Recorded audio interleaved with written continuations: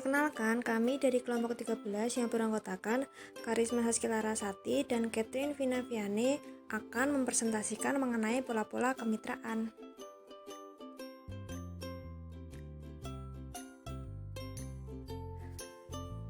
Apa itu kemitraan?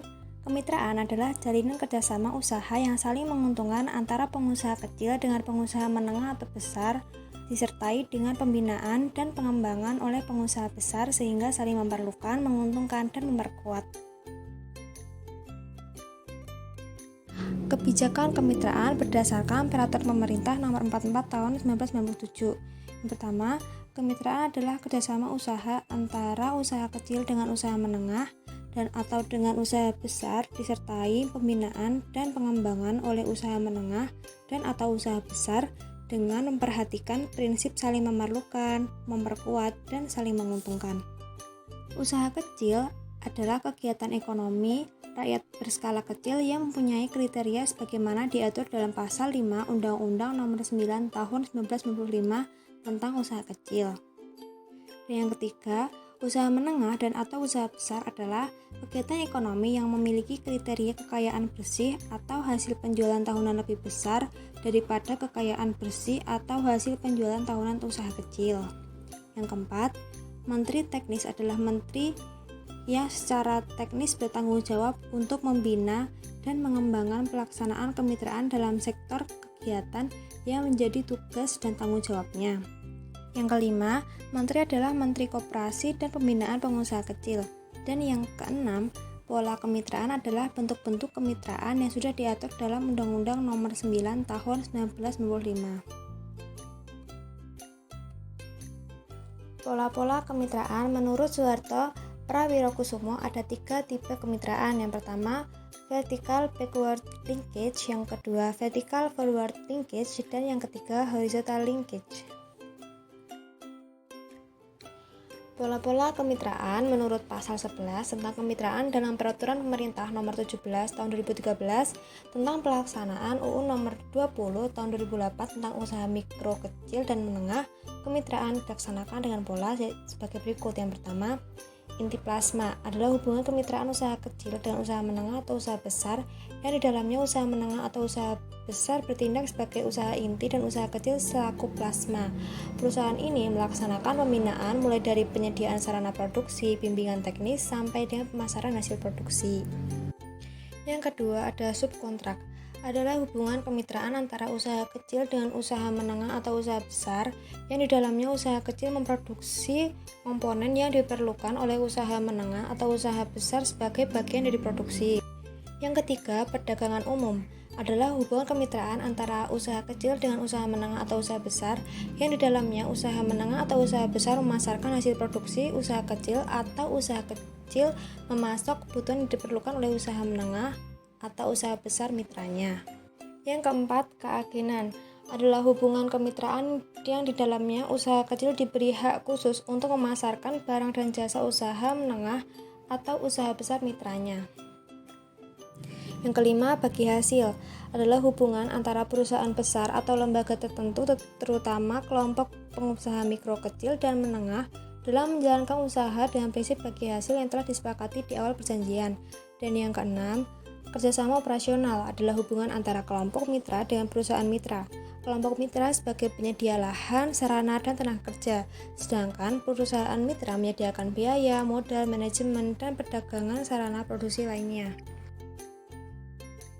Kemudian ada usaha patungan atau joint venture, adalah usaha bersama antara perusahaan dengan perorangan atau usaha lain dalam membentuk usaha baru melalui modal patungan yang disertakan. Kemitraan usaha patungan ini dapat pula dilakukan dengan pihak asing sesuai ketentuan yang berlaku di undang-undang. Harus terdapat prinsip kesetaraan di dalamnya agar tidak ada pihak yang dirugikan. Yang ke-8 ada penyebarluasan atau outsourcing, adalah perusahaan penyedia faktor produksi dengan perusahaan yang membutuhkan. Biasanya faktor produksi yang dimiliki oleh perusahaan sumber sudah memiliki standar tertentu dan perusahaan mitra yang membutuhkan faktor produksi tinggal menggunakan. Dan yang terakhir, yang ke-9, waralaba atau franchise adalah perikatan di mana salah satu pihak diberikan hak untuk memanfaatkan dan atau menggunakan hak atas kekayaan intelektual atau penemuan atau ciri khas usaha yang dimiliki pihak lain dengan suatu imbalan berdasarkan persyaratan yang ditetapkan pihak lain tersebut dalam rangka penyediaan dan atau penjualan barang atau jasa. Produk yang dijadikan waralaba antara lain, yang pertama, barang atau jasa yang telah mempunyai pasaran luas dan citra unggul, formula paten atau desain tertentu, nama dagang atau merek dagang, konsultan manajemen keuangan atau pengawasan, promosi advertising dan pembelian, dan yang terakhir adalah kantor pusat layanan. Jenis waralaba ada dua, yaitu waralaba luar negeri dan dalam negeri. Aspek-aspek yang dimitrakan. Yang pertama, permodalan. Pengusaha besar dan BUMN menyediakan modal bagi perkembangan pengusaha kecil. Yang kedua, aspek manajemen dan penggunaan teknologi seperti produksi teknologi, pengelolaan, manajemen murni, pengemasan, dan lain-lain.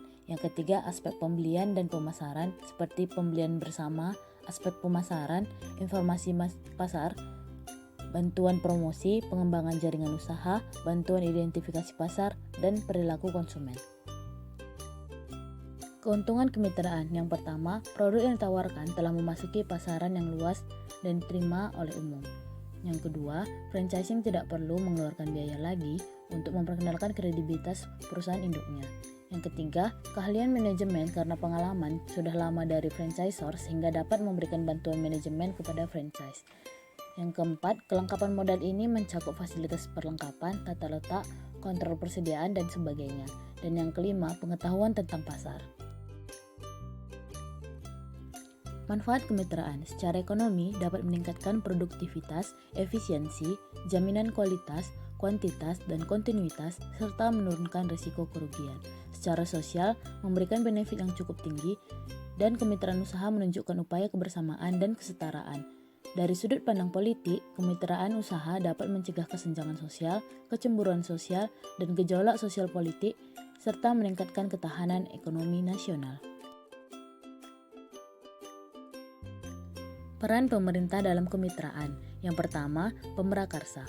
Para pemrakarsa adalah perusahaan besar, baik swasta maupun BUMN, yang bersedia menjalin kemitraan dengan pengusaha kecil. Yang kedua, mitra usaha kecil. Mitra usaha kecil adalah pengusaha kecil, termasuk koperasi, dapat dipertimbangkan menjadi peserta dalam kemitraan usaha nasional dengan mempertimbangkan A. Kesediaan menjalin kemitraan dengan pengusaha besar, B. Mempunyai kinerja yang baik. Yang ketiga, pemerintah yang berperan dalam koordinasi, fasilitasi, dan pengawasan bagi kemitraan usaha nasional. Cara menghindari konflik dalam bermitra. Yang pertama, mencatat kondisi usaha yang dimiliki secara lengkap sehingga diketahui bentuk kemitraan yang menguntungkan perusahaan. Yang kedua, menentukan ukuran nilai dalam rupiah dan volume kegiatan kemitraan yang mungkin dapat dilaksanakan. Yang ketiga, membuat daftar perusahaan yang dikenal dan mungkin dapat diajak melakukan kemitraan. Yang keempat, membuat catatan untung rugi bila bermitra atau tidak bermitra. Yang kelima, jika diputuskan untung bermitra, maka selanjutnya membuat kerangka perjanjian negosiasi dengan calon mitra usaha. Yang keenam, jika kerangka perjanjian negosiasi sudah selesai, maka diadakan acara pertemuan dengan calon mitra atau negosiasi. Yang ketujuh, membuat kesepakatan secara tertulis dengan bahasa yang jelas dan rinci serta mudah untuk dipahami. Dan yang ke-8, membuat sistem pengawasan pelaksanaan kerjasama. Sekian presentasi dari kelompok kami. Atas perhatiannya, terima kasih.